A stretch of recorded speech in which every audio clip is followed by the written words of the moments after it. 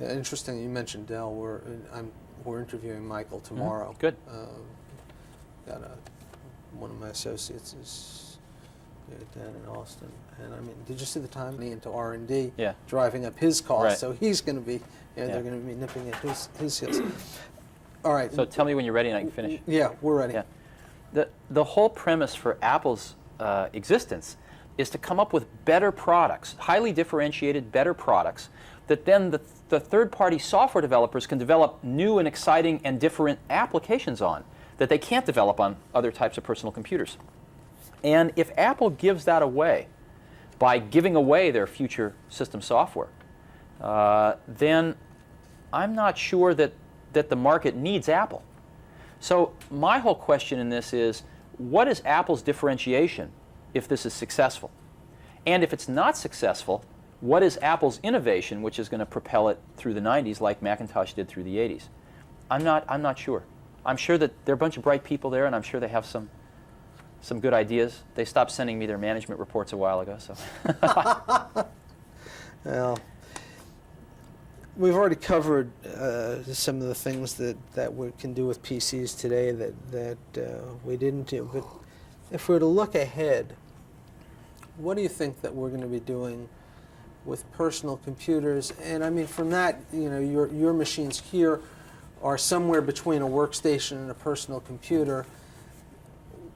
What do you think that we'll be able to do with this field called personal computing, where you are in control, Sure. that we can't do today? Well, what's happening right now with our industry is it's bifurcating.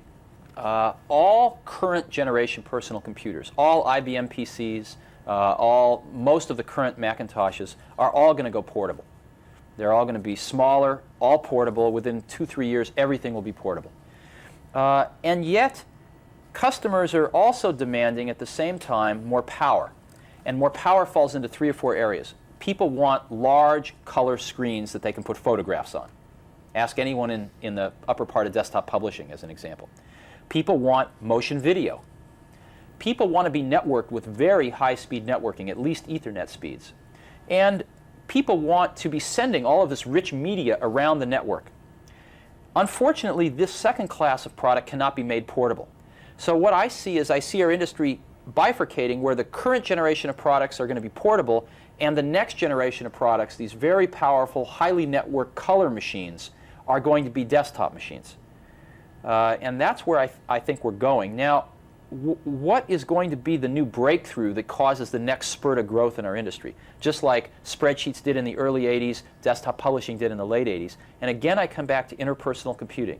I think personal computing, which we mastered in the 80s, its mission was to improve individual productivity and at best creativity. And with over 50 million personal computers shipped in the 80s, it worked. The next thing for the 90s, though, needs to be more. Improving individual productivity isn't enough anymore. The real competitive advantage in the 90s is going to come from improving group productivity and collaboration. Improving group productivity. And that is going to be achieved through interpersonal computing, using the same desktop tool that revolutionized analysis and planning with spreadsheets, that revolutionized publishing with desktop publishing, using those same tools to revolutionize human-to-human communication, collaboration, and group productivity. And I think that is going to be the third revolution of the desktop computer in the first half of the 90s. Are you a fan of Lotus Notes? I think we're about 3 or 4 years ahead of that kind of thing with Next now. That's why a lot of people are buying our stuff. We have something that's Way pretty beyond, remarkable, yeah. So Lotus Notes is okay, but it starts off with a PC, so you have a lot of the inherent limitations. Did you have any idea early on, say early 70s, the late 70s, early 80s, that the PC was going to have such a dramatic impact on the entire structure of the computer industry? Sure. Again, what's hard to remember is that by 1979, when we were at Apple, we were already shipping more computers measured in units than IBM was. Remember, IBM was only shipping big mainframes and a few attempts at mini computers. we were already shipping more computers in unit volume in 1979 than IBM was. So the thought occurred to us, certainly by then, that this was going to have a staggering effect because of the unit volume. If we're going to come back to you in 5 years for the 15th anniversary of the PC, what among the companies that are out there now do you think may well go away, and which amongst them that are, somewhere in the also-ran pack do you think Sure. may be running up front? Well, Besides Next. Let me correct I think a mistaken impression that you articulated. I don't think this is the 10th anniversary of the PC. I think it's the 15th anniversary of the PC, or maybe the 14th, because the first modern PC as we know it appeared in 1977, and that was the Apple II. And the Apple II sold 5 or 6 million units until it was retired. And IBM entered the PC business with their products, which turned out to have a very large effect. But nonetheless, there was, the course had already been plotted in 1981. So I think it's the 10th anniversary of IBM's entrance into the PC market. 5 years from now, let me answer a broader question than that, and I'll come back to that one Okay. at the risk of wasting some of your videotape. That's all right. The tape is cheap. There is a constant tension in our industry between standards and innovation. And I think it's a healthy tension. Standards are very good because they give everybody a baseline. They give everybody a low-cost economic vehicle. But left to themselves, people that usually are the standard bearers don't have any incentive to move forward, and ultimately customers lose. And that's the role of the companies that innovate. Companies that innovate use as many of the standards as they can, but then leap up from them and try to provide new opportunities through innovation, with a certain amount of risk associated because they're not part of the standard. And some of them succeed very wildly. Macintosh, as an example, was a real step. It was a real revolution versus just an evolution. As where most of the things in the PC world have been evolutionary. 286 to 386 to 486. Excuse me. Sometimes. And it's this tension between the evolution and the revolution that I think keeps our industry moving forward. We've seen 7 years after Macintosh, finally the IBM world is getting some of the graphical user interface that was available in 1984 with the Macintosh. So this evolution-revolution tension, I think, is extremely important to keep on going in the future. And the revolutionaries that manage to establish a critical mass, get up to a certain size before the evolutionary people catch up, they survive and prosper. Those that don't get absorbed into the evolutionary path. And with that perspective, when I look at what is happening now, unfortunately, I see a lot more status quo in the next 5 years than I see real evolution. I don't see much coming from things like the Apple-IBM relationship. I see more of the same coming from Apple over the next 5 years. I see more of the same coming from IBM in small evolutionary steps, 286s to 386s to 486s to 586s, but nothing really different. Spreadsheets will run a little faster, but nothing really different. I see, System 7, System 8, System 9 coming from Apple, but fundamentally, nothing really different. And I wish I saw more. But I think it's going to be up to some of the other companies like Next and others to provide that revolution in the next 5 years, which, 5, 6, 7 years from now, the standard bearers can catch up to, just like we saw the PC world catch up to Macintosh 7 years later.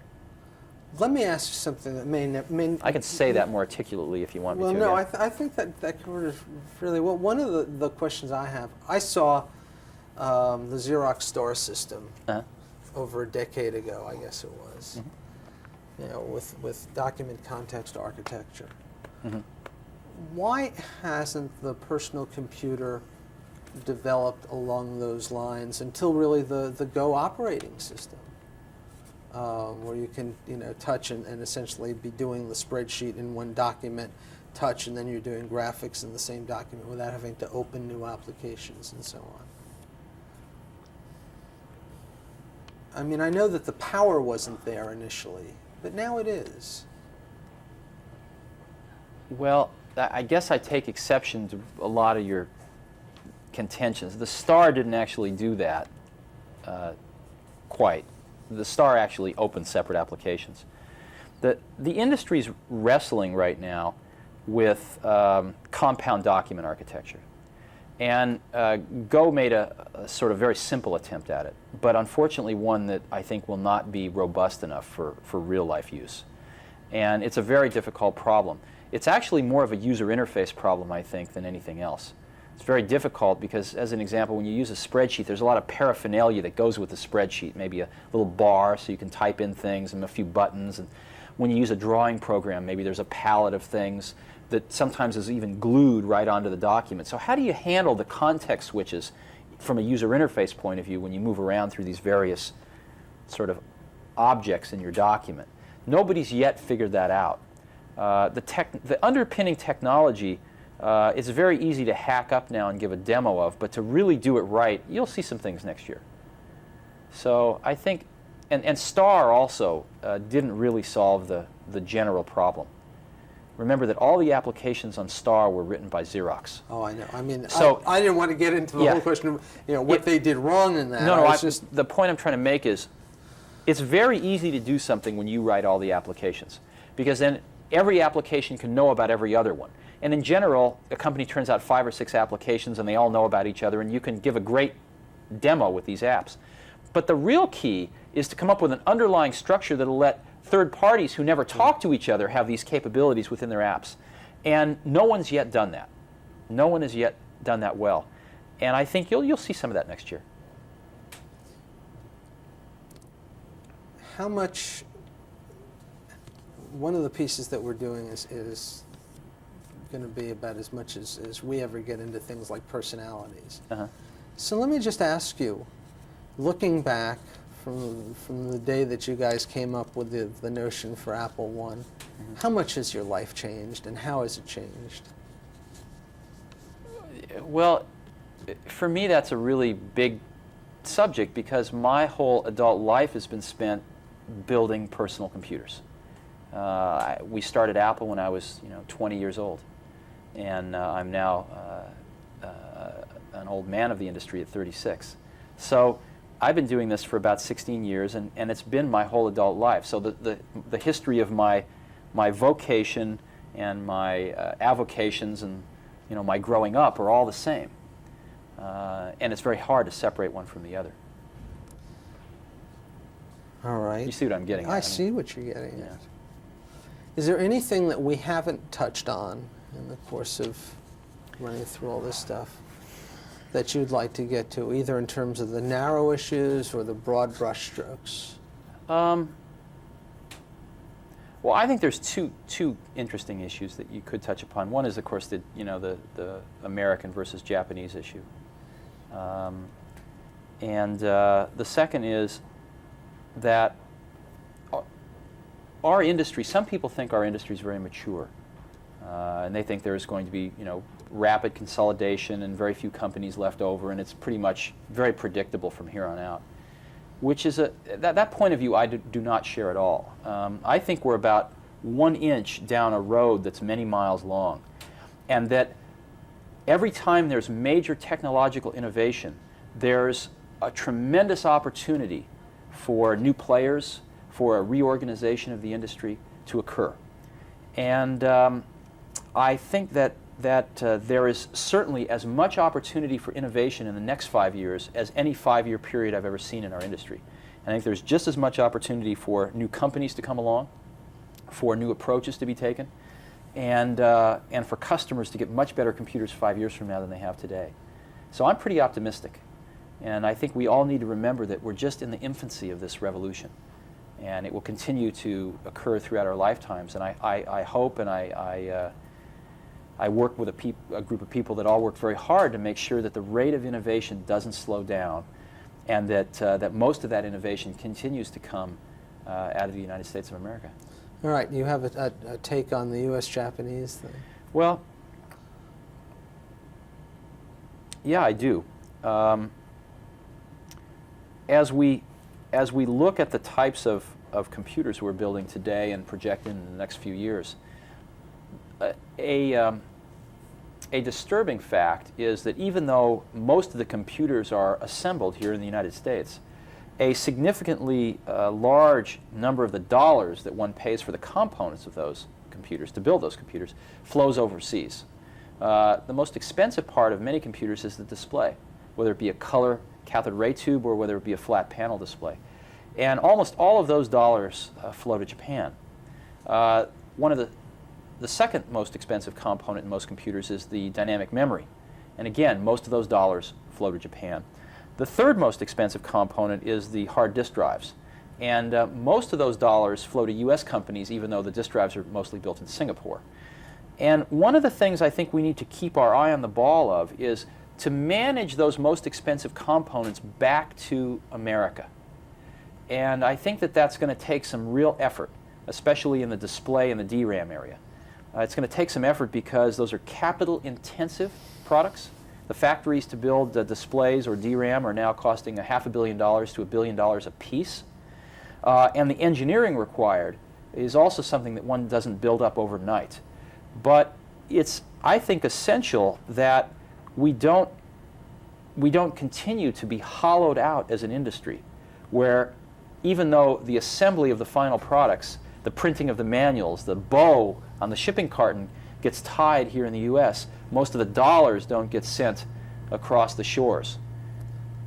You're in a very fortunate position because you are privately held, and you don't have to worry about the quarter-to-quarter problems that some of your publicly traded brethren have to worry about.